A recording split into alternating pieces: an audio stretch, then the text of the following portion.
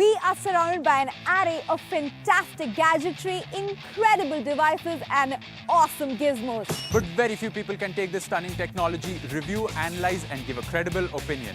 And that's why we decided to go to the best technology journalists in the country to find out just what mind-blowing gadgets they are playing with this week. This is Geek, The show that digs deep. To review the best of the best.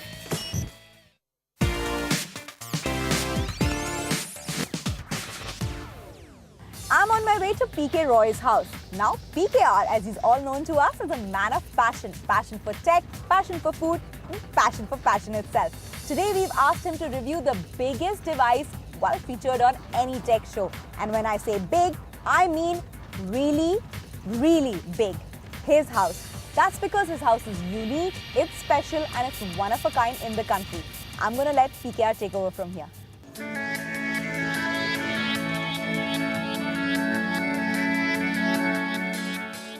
Hi, I'm Prashanto Roy and I'm going to take you today into Green One. This is the first certified green home in the country and it has a TERI 5-star rating.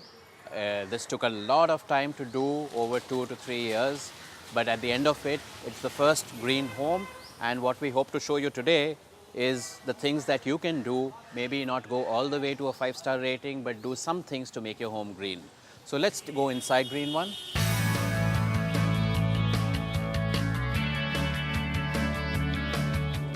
So this, like I said, is a TERI Griha 5-star building, which means it has pretty much all the check marks ticked in terms of materials. So to start with, the materials we've used in Green One are different. They don't use regular bricks, but things like this, autoclaved aerated concrete. These are large blocks made of fly ash and other materials, which are really light.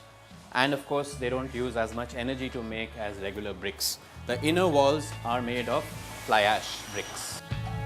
So this is the basement, and like I was saying, it's naturally lit, which is kind of unusual in a basement. You don't really expect to see everywhere in the basement, no artificial lights, it's just natural daylight.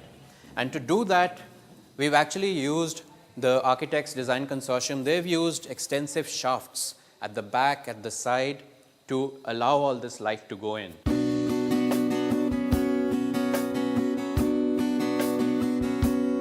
So this is the ground floor, and as you can see here, there is a fair bit of natural light.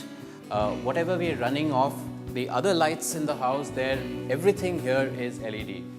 On the inside the alcoves, there are LED strips. Out here, there are clusters of LED. Now, right now, in fact, there is no mains power coming into this floor. Everything is coming from the solar panels on top. So whatever you see here is a combination of daylight plus LEDs which are being fed by solar power. So these large glass windows and doors lead into some of these little balconies, which we use apart from utility devices like putting air conditioners outside units for things like this. This is a garbage recomposter. What we do is we put kitchen waste, organic kitchen waste, we dump it into the top pot, and then we actually mix a little accelerator so that over the weeks it gradually turns into fertilizer. So I'll take you to the rooftop to see where the solar panels are, which are actually powering this house. So as I was walking up the stairs, this light came on because a motion sensor like this one detected that I was coming up and put it on. Now, the moment I walked away, after a minute, that light is going to switch off. So this is the set of solar water heaters, which are actually heating up the water for Green One. There are no geysers in the house, so it just heats up the water, and when there's not enough sunlight to heat up the water really warm, there is a booster heater in there. So this set of the panels, one for each floor, does the water. There's another set of solar panels which generate electricity, and those are over there. These are standard solar photovoltaic panels. Each pair of 2 panels is generating 1 kilowatt of electricity. And as we saw downstairs, that floor was being powered completely by sunlight, by the solar power going from these panels down into those LED lights over there. And so all this put together is what adds up to a TERI Swagriha 5-star rating for Green One. And many of these things are things which you can actually simply do even for an existing house. And if you're building a new home, this is really the way to go. That was quite a house. Any questions for PKR, guys? Would you recommend others to do this, or is it just too frustrating an experience? I think anybody building a home or an apartment complex or any building must look at green, simply because it's doable, it doesn't cost very much, and once you do it, it saves you energy and it actually starts paying back. And you actually feel good about staying in a green home, not just because of the light and air and all of that, but the feeling that you've done something nice without having to spend extra. So I'd absolutely tell anybody building any kind of building to go and look at a green rating. A greenhouse costs more than 50% than a normal house. How does he justify spending that kind of money just to get a green tag? So first of all, a green home doesn't cost 50% more. In fact, a green home doesn't cost anything more, so it's between 0 and 10%. This home cost about 5 to 8% more per square foot to build. But actually, there are a lot of other homes which have been built around which are not green, and they've actually cost a lot more. Mr. Roy, tell us what exactly were the hurdles you faced while making Green One? Well, a lot of the challenges came from the fact that this was the first, and there weren't clearly documented things about like what to do with the solar heating system, the solar photovoltaic panels. Hadn't been done for a small home, so it was a lot of discovery. It wasn't simply a book I could open or a website I could go to and find out everything. Fortunately, there was a good architectural firm, design consortium, which actually put all this together, and they had some experience of this, more with commercial buildings, of course.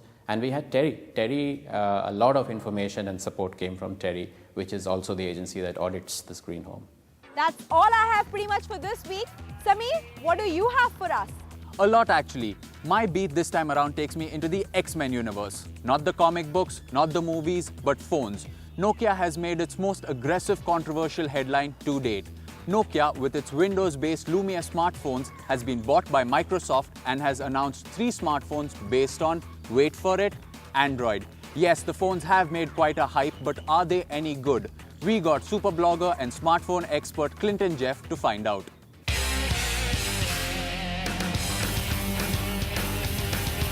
So Nokia released an Android phone. Nobody saw that coming. A couple years ago, if you told me Nokia was working on an Android phone, I would be very happy about it, but I would know you were lying because nobody thought that would happen.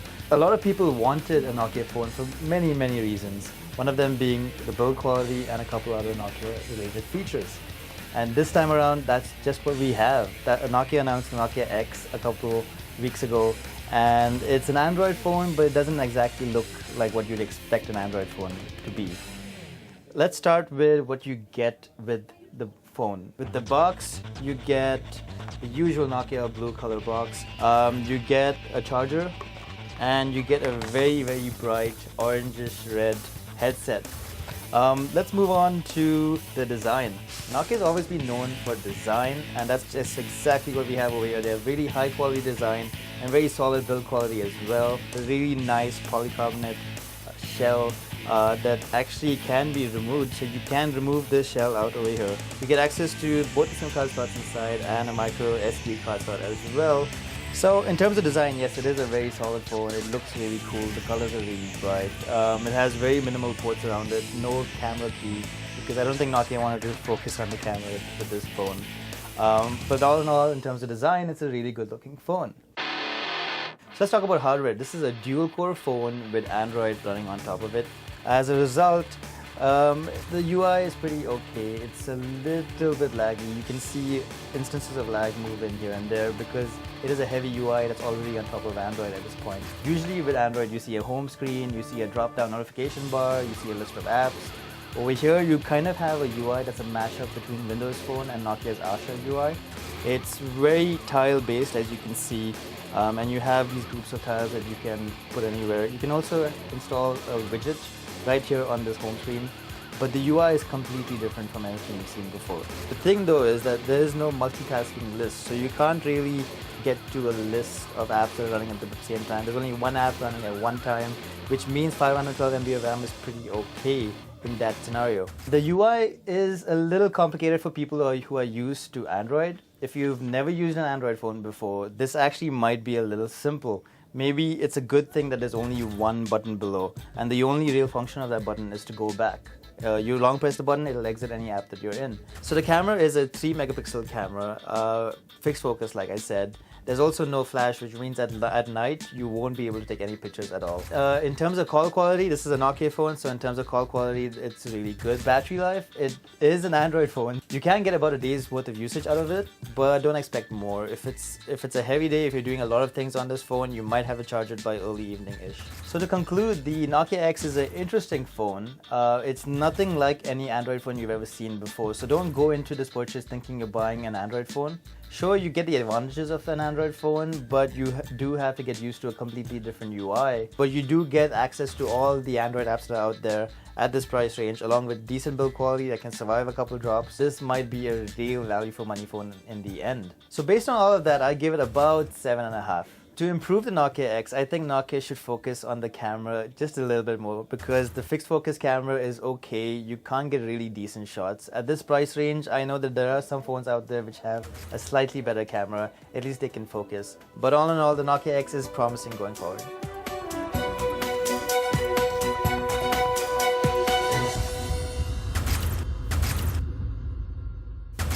That was quite in-depth. Now Clinton is open for questions. Guys, fire away. How will Microsoft take this poison pill? If this phone is successful, isn't it proof that Microsoft's own phone sucks? It's a good question. The answer is not as easy, unfortunately. It's a good point that Nokia has released this in the low end, so it's an affordable phone. So maybe Nokia had a problem making Windows phones that affordable. Maybe that's why we have an Android phone at this price point and no Windows phone that is at the same price point right now. Okay, Clinton, I have a question for you. Isn't this a little too late for Nokia? I mean, isn't this something they should have done about 2 years ago? I agree, they should have done this 2 years ago. But now that it's happened, it's an interesting strategy, and it does give users at the end of the day a choice between Windows phone at that price point or an Android phone or even a non-smartphone like the Asha phones. So Clinton, what do you think will happen now? Do you think Microsoft will kill off this phone, or it'll go on to become a big seller for Nokia? That all depends on how well it sells. If it sells really well, Microsoft can't cancel the project because legally they are obligated to keep it updated, at least to support it in terms of crucial updates. Awesome stuff, Clinton. Time to shut down the X and move to the G. Yes, it's Google Glass next, and I've heard Adamya has gone all the way to Chennai to bring us this story.